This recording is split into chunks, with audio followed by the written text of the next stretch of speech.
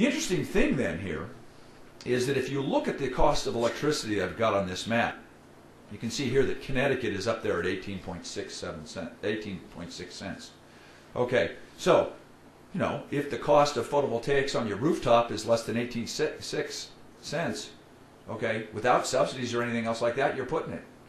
Okay, so the Sunshine State, as an example, loses to the Garden State like you wouldn't believe. It's cheaper to put PV on your roof, okay, in New Jersey, okay, today. The state of New Jersey has a portfolio standard. And by the way, the Public Service Commission here in the state of Florida just announced that it agreed with the governor that we will have a 20% RPS by the year 2020. Now, hopefully, the state Congress will pass that. So our goal here in Florida is to have a 20% renewable. Right? Many of these other states that have these renewable portfolio standards also have what we call a public benefit fund. Okay? You could argue it's a tax. Yes, it's a tax on your electric bill that helps offset, okay, the cost. It provides a subsidy. So let me give you an example with the state of California. The state of California spends $550 million a year on rebates to its citizens to buy down the cost of photovoltaics or solar thermal hot water on their roofs. $550 million. Now, California has twice the population the state of Florida does. Okay, so if we want 1 million solar roofs like California, this is easy. I just come up with $275 million a year. It's $1.50 a month on your electric bill. That's what that cost is. So I'm going to take away a beer from every one of you once a month. And if you're smart, you steal your wife's. Okay? That's what it comes down to. Now, we were told, of course, that $1.50 a month was too much money. If any of you are in Progress Energy territory or in Florida Power and Light territory, you are going to be paying $6 to $9 a month to purchase a nuclear power plant which won't turn on for 10 years. Okay. I mean, I'm not saying that those are bad or good things. But if Florida wants to have a market and generate opportunities here in the state, we've gone forward. We're coming up with a 20% renewable portfolio standard. We have to have a public benefit funds on the money. That's what will drive these markets. The cost of electricities are varying. As it turns out, at a 5% inflation rate, and by the way, that's very conservative, though it's hard to say what's going on in the last 6 months here as to what the prices of energy are. But roughly at a 5% inflation rate, the nation's average in 2015 will be 16 cents a kilowatt. In 2015, okay, the cost of photovoltaics on your roof without subsidies will be 16 cents a kilowatt hour. So who would have dreamed that I would have told you that in 2015 photovoltaics will be cheaper than electricity out of the wall? But that's where we're going. Okay? The opportunities are there. Right?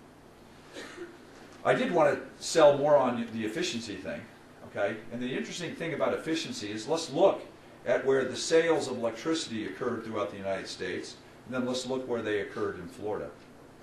And you can see here that in Florida, okay, 51% of the electricity is used in your home. So, if I could magically make every single one of your homes a zero-energy home, how would we do that? We put a lot of money into your home, make it more efficiency. You get to keep the wealth. Or we can put money and invest in a big power plant. So you can own a timeshare in a power plant, or you can own a more valuable house. Okay? And guess what? We keep all the money in the state of Florida. This is simple. Every house in the state of Florida should be a zero-energy home. Just to give you a flavor, Florida Power and Light generates 50% of all electricity in the state of Florida. 51% of the electricity is all used in your home. Guess what? You don't have to pay the bills. Make some upfront capital investments. Okay? Roughly, we can go ahead and improve our homes by 30% at a levelized cost of about 5 cents a kilowatt hour. Remember, you're already paying 11.2 out of the wall. Okay? So this is just an issue about financing. Okay? If you think about it this way, almost all of you have a mortgage. Okay? Now, the interesting thing is when we talk about energy efficiency, everybody comes to me, what's the payback, what's the payback? When you put that granite countertop in your kitchen, did you ask what the payback was? When you upped up for leather seats, did you ask what the payback was? What's the payback on that plasma television? Do you remember when TV was free? You're all paying $60 a month for TV now, aren't you? I can't get $1.50 out of you to go ahead and put PV panels all over your roof. Now think about it. It's crazy what we're doing. Okay? The key here is that right now in Florida, typically we were building about 190,000 homes a year. Okay? And we've dropped down substantially on that. Okay? And we were all building them to the minimum code. What's that mean? A barely legal building. Okay? That's what it really means. All right? Okay? Furthermore, a builder builds you a building, gives you the biggest square foot you want, that's what you're out. The builder doesn't operate it, you do. Okay? So you want to operate your building more energy efficiently. And see, I think that's where the opportunities are. That's where the real growths are. It's in the efficiency area in the markets for that. Okay, let's talk about this American home. In Florida, by the way, we have 8 million homes. Okay? And as I said, that we can do about a 30% average efficiency on all these things and drive those down. We run into troubles with the paybacks. Okay? But if you can imagine, if we had a scheme where somebody would come into your house, okay, do an energy efficiency measure with it, all right, come up with all the cost-effective things, basically give a loan to your power meter, okay, and if the loan, say, is a 30-year loan to the meter, it's not to you, it's to the meter, okay, the state of Florida owns the house, okay, you're just an occupant, okay. Why do I say that? If you look down here at the punchline on this particular slide, in the year 2050, 2/3 of all buildings already exist today. So yes, I want to build new stuff more efficient, but we've got to go in and retrofit our existing buildings and our existing homes. Okay? Now, you come back to me, what's the payback? 6 years. That's too long. 8 years. That's too long. Well, magically, if I give you a 30-year mortgage to the meter, okay, and the payback is less than 30 years, okay, your first month, you win. Because your cost of your electricity will go down, okay? Yes, your principal and interest will go up, but your cost of electricity will go down. And if it's a 30-year mortgage, you financed over 30 years and the payback is less than 30 years. Your first month, you make money on the deal. And you're not paying for fossil fuels and you're keeping all the wealth in the state of Florida. This is easy. It's all about financing, okay, and a desire. Now, we've got to provide incentives to get people moving. But you can see here then that buildings use quite a bit of our primary energy use as well. In Florida, the bulk of that is electricity. Of course, we have heating issues and things like that in the Northeast. I'll give you a flavor of it. This is a plot of the per capita electricity use. And if you paid attention to our new Department of Secretary of Energy's presentations, I've been using this plot longer than he has. Okay, but he uses this same plot. But I want to give you a Florida flavor to it. I've added the state of Florida onto this plot as well. As you can see, the electricity used per person in the 60s up to the Arab oil embargo in 1973, pretty much the whole nation was moving at a slope. After the Arab oil embargo, we slowed down, but California went flat. They actually went flat. Now, there's this misnomer that you got to use a lot of energy to generate economic wealth and some things like this. Well, you know, California's proved that that's not true. Okay, their productivity and so forth is very good, but the electricity per person has gone flat. Now let's slide all the way out to give you an economic context of what that means in Florida. Okay, today, if we use 12 cents a kilowatt hour, that's 5,000 kilowatt hours a year per person. Okay, that's what the difference is between that sort of purple dot and the yellow dot. All right? Okay, so then 5,000 times 12 cents is $600. Now we have 18 million people in Florida. We spend $10 billion a year extra on electricity than a person in California. Because our houses are built to crap and they've gone ahead and implemented good buildings. It's simple.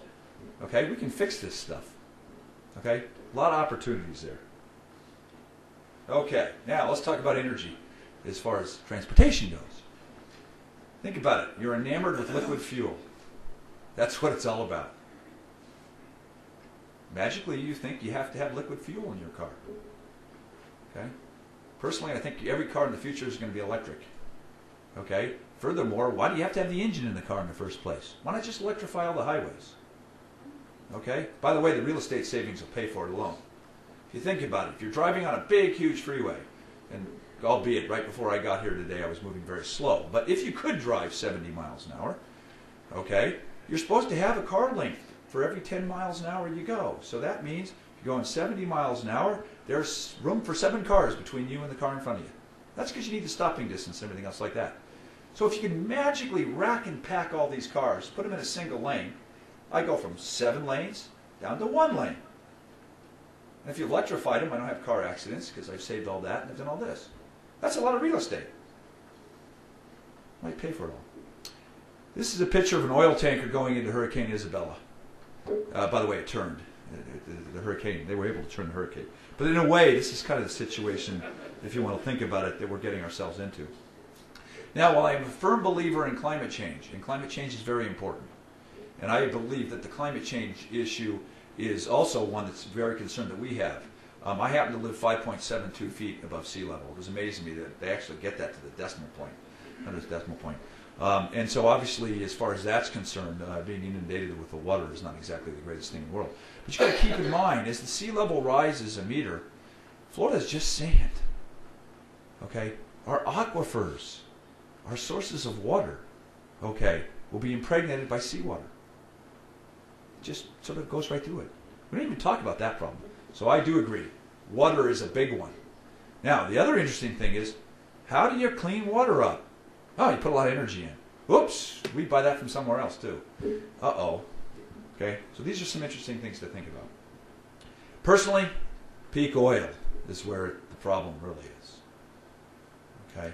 Now, I've put this plot here for you. This is a plot of the annual oil production in billions of barrels as a function of time.